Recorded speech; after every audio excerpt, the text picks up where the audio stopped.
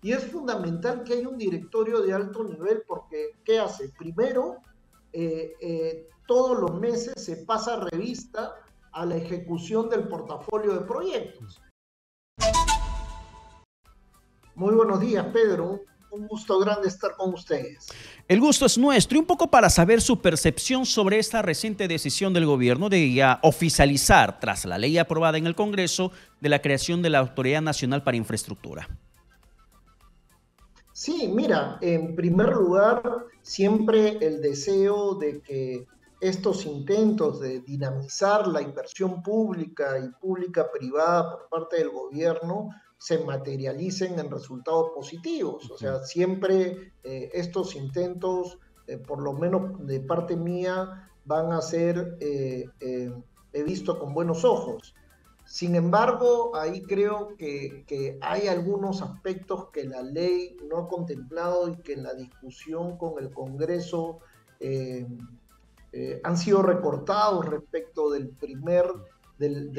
los primeros borradores que vi de la ley y que creo que en algún momento habría que modificar para que tenga mayor probabilidad de éxito esta autoridad nacional.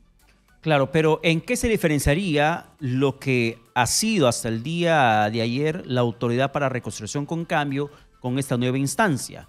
¿Cuál sería la diferencia? Y le hago la pregunta ¿por qué? Debido a que hay presupuesto que se pierde en el tiempo, se devuelve al Tesoro Público para ejecutar obras también de prevención que no se usa a nivel regional como a nivel nacional. Y se creó la Autoridad para Reconstrucción con Cambios para que pueda ayudar a recuperar las regiones del norte o también de otras zonas costeras frente a lo que fue el Niño Costero, pero que tampoco se hizo. Habían varias instituciones que no hicieron y habiendo plata, porque en el Perú el problema no es la plata. ¿Cuál tendría que ser la diferencia con esta nueva institución, con la ANIN?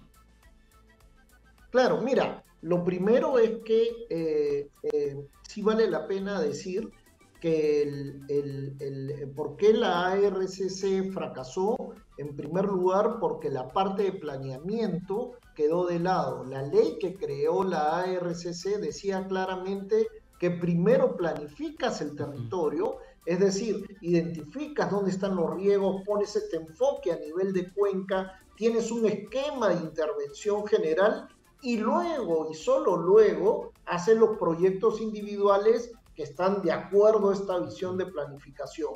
¿Qué hizo la autoridad? Primero, no ejecutó las acciones de planeamiento y cuando ya habían pasado 2 años y medio, 3 años, empezó a ejecutar obras que no respondían a un planeamiento.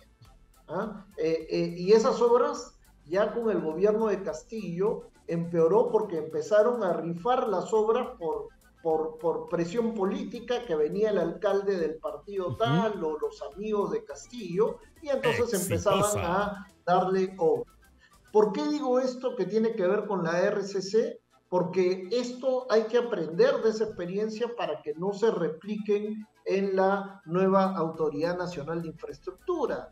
Y en ese sentido, lo que yo extraño en esta versión que se ha presentado son dos cosas. La primera es una capacidad de planificar sus intervenciones. No, las funciones de la NIN es solamente ejecutora y no le han puesto la de planificación, que yo entiendo que las de planificación están en manos del CEPLAN y está en manos de las autoridades sectoriales y subnacionales, pero de todas maneras es difícil ejecutar proyectos desarticulados sin tener una planificación o planeamiento previo. Entonces esa es la primera cosa que extraño. Y la segunda cosa que extraño es la existencia de un directorio, porque y yo he sido director ejecutivo de Proinversión, he sido también miembro del consejo directivo de Proinversión, y es fundamental que haya un directorio de alto nivel porque, ¿qué hace? Primero, todos los meses se pasa revista a la ejecución del portafolio de proyectos y entonces los funcionarios tienen que informarle en esa época a los ministros de Proinversión si están avanzando o no están avanzando y por qué. Entonces era muy importante el consejo directivo. Y la segunda cosa ¿por qué es bueno un consejo directivo? Porque te aísla te aísla de las presiones Ya. políticas de turno, por Claro, ejemplo. Si viene un pero, señor Von congresista, Gese, ¿y no cree usted que justamente la carencia de un directorio es a consecuencia de que esta Autoridad Nacional de Infraestructura va a depender directamente de la PCM? Exitosa. Va a ser una institución adscrita a la PCM, no va a tener la autonomía que debería gozar para que pueda tomar decisiones desde la planificación, el presupuesto, la ejecución y la priorización de la misma.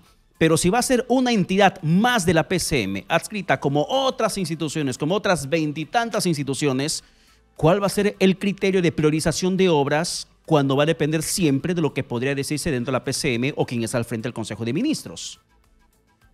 claro,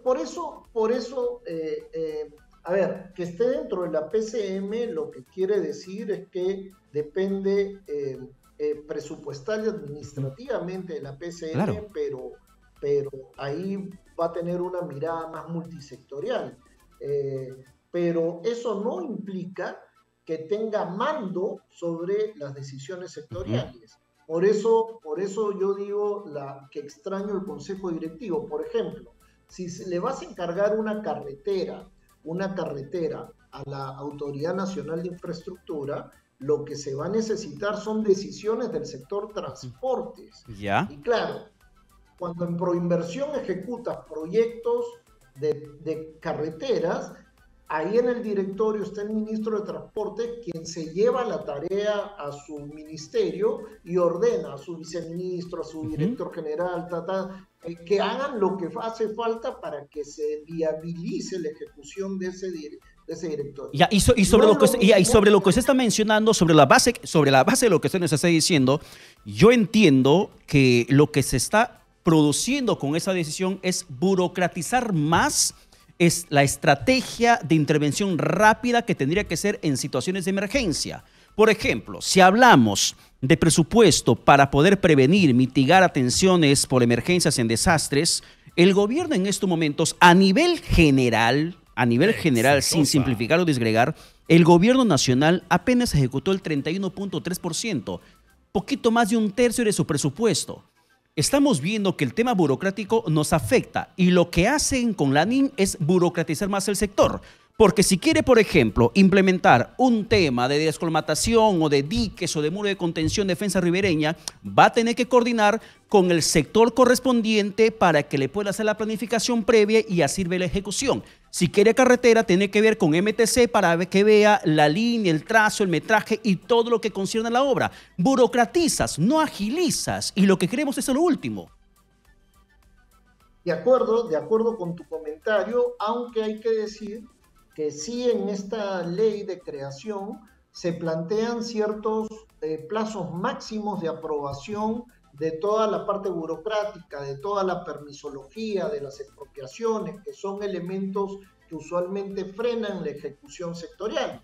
En este sentido, sí, la NIN está naciendo con esa posibilidad ¿Ya? de plazos máximos para evaluaciones arqueológicas, Mm. ambientales, expropiaciones de terrenos, y eso es positivo. Ya, yo le lanzo entonces la Pero, pregunta. A ver, dígame el pero, dígame el pero, sí, dígame el pero.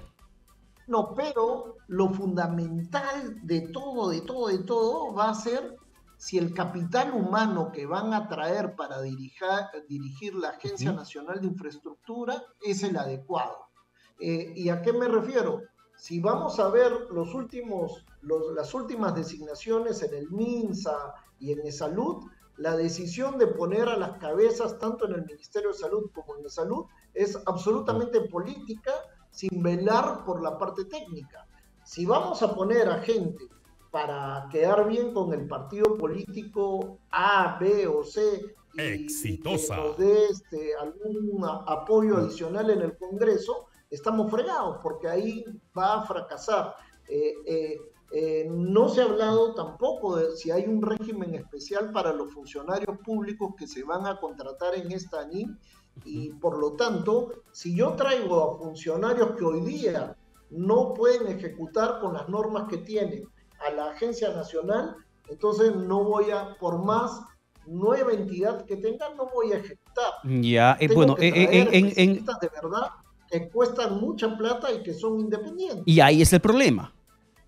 que realmente la situación crítica en el país se da por la falta de planificación, por malos cuadros técnicos que se eligen, por la forma burocrática como se ejecutan, porque en el Perú el problema no es la plata. Ejemplo, por ejemplo, lo que tengo en estos momentos.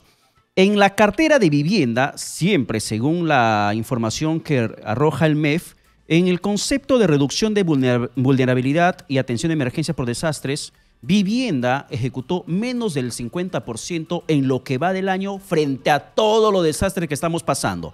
Yo voy a otro sector. INDECI, Defensa Civil, ejecutó apenas 8.5%, menos del 10% frente a la situación de emergencia que estamos pasando.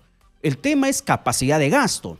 Pero si tienes INDECI, que a su vez tiene el FONDES, que también maneja recursos para temas de emergencias, ¿por qué no fortalecer esas instituciones o esos ministerios para ejecuciones rápidas en vez de crearte otra institución que hará en paralelo lo que esos ministerios pueden hacer?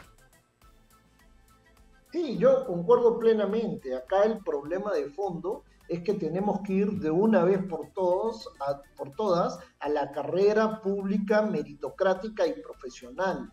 No puede ser que el sector público cada vez hayan más amigos desempleados de las autoridades de turno que entran al Estado a tener chamba cuando en realidad no tienen las competencias mínimas para hacer lo que tienen que hacer. Y entonces los países avanzados no tienen que estar creando entidades cada vez que no pueden ejecutar el gasto, sino lo que hacen es refuerzan sus entidades. Sí entiendo, por otro lado, que eso puede tomar unos años y que mientras tanto puedes hacer una entidad temporal para que te ayude a ejecutar bien, pero sí creo que todavía le faltan algunas cosas, pero lo principal va a ser cuando veamos a quién designan como jefe de esta entidad y cómo se va a componer los cuadros técnicos. Si los congresistas empiezan a desfilar por PCM con currículums bajo el brazo. Ya se fregó todo. Oye, tengo esta gente para que la metas ahí, qué sé yo, vamos a tener una entidad burocrática más que no va a dar resultados. Pero no sé en realidad hasta qué punto tendrían que ver los congresistas, porque la capacidad de decisión que tenga la presidenta Boluarte juega mucho en contra del destino del país. Por ejemplo, un hecho emblemático ha sido la reciente designación de Rosa Gutiérrez, cuestionadísima ministra, pésimo manejo de la epidemia, mal enfoque de la estrategia, y ha sido premiada con la presidencia ejecutiva de salud. O sea, eso ya no depende de un congresista, es decisión directamente de Palacio de Gobierno. Las malas decisiones las toman directamente en Palacio. Así es. No, yo concuerdo contigo.